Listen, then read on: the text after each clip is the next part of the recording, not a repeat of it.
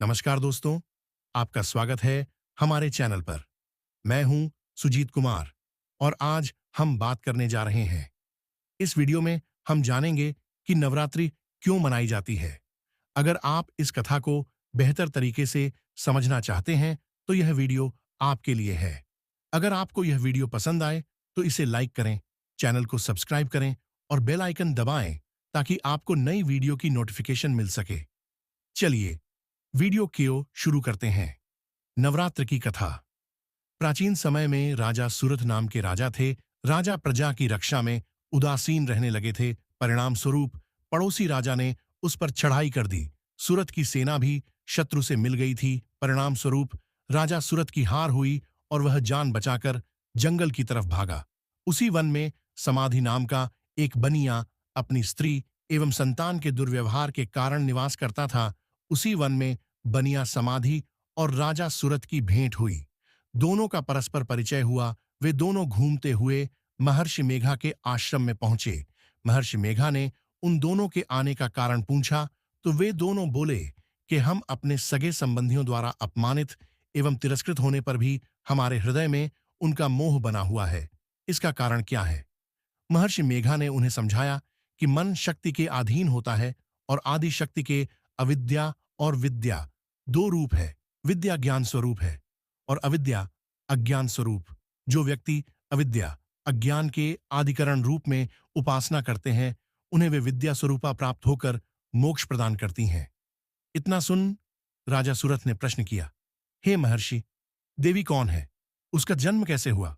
महर्षि बोले, आप जिस देवी के विषय में पूछ रहे हैं, वह नित्य स्वरूपा और विश्वव्यापिनी है।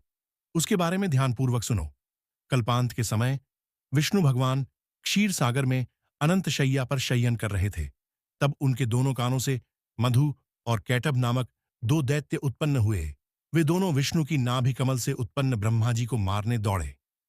ब्रह्मा जी ने उन दोनों राक्षसों को देखकर विष्णु जी की शरण में जाने की सोची, परंतु विष्णु भगवान उस समय सो रहे थे।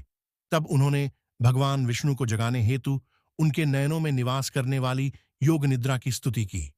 परिणाम स्वरूप तमोगुण अधिष्ठात्री देवी विष्णु भगवान के नेत्र, नासिका, मुख तथा हृदय से निकलकर ब्रह्मा जी के सामने उपस्थित हो गई।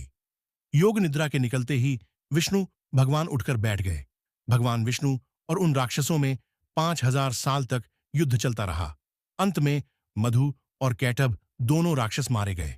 आर्षि बोले, अब ब्रह्मा जी की स्तुति से उत्पन्न महामाया देवी की वीरता तथा प्रभाव का वर्णन करता हूं, उसे ध्यानपूर्वक सुनो।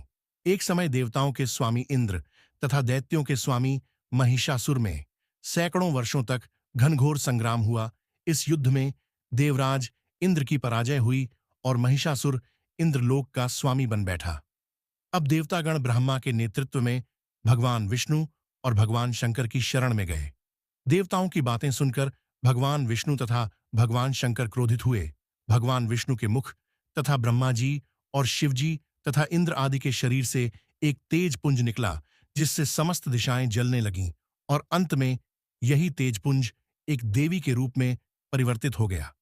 देवी ने सभी देवताओं से अयुद्ध एवं शक्ति प्राप्त करके उच्च स्वर में अट्टहास किया, जिससे तीनों लोकों में हलचल मच गई।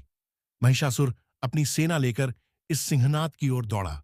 उसने देखा कि देवी के प्रभाव से तीनों लोक आलोकित हो रहे हैं। महिषासुर की देवी के सामने एक भी चाल सफल नहीं हुई और वह देवी के हाथों मारा गया। आगे चलकर यही देवी शुंभ और निशुंभ राक्षसों का वध करने के लिए गौरी देवी के रूप में अवतरित हुई। इन उपरोक्त व्याख्यानों को सुनाकर मेघा आर्षि ने राजा सुरथ तथा बनिया से देवी स्तवन की विधिवत व्याख्या की। राजा और वणिक नदी पर जाकर देवी की तपस्या करने लगे। 3 वर्ष तक घोर तपस्या करने के बाद देवी ने प्रकट होकर उन्हें आशीर्वाद दिया। इससे वणिक संसार के मोह से मुक्त होकर आत्मचिंतन में लग गया और राजा सुरथ ने शत्रुओं पर आक्रमण करके विजय प्राप्त करके अपना वैभव प्राप्त कर लिया।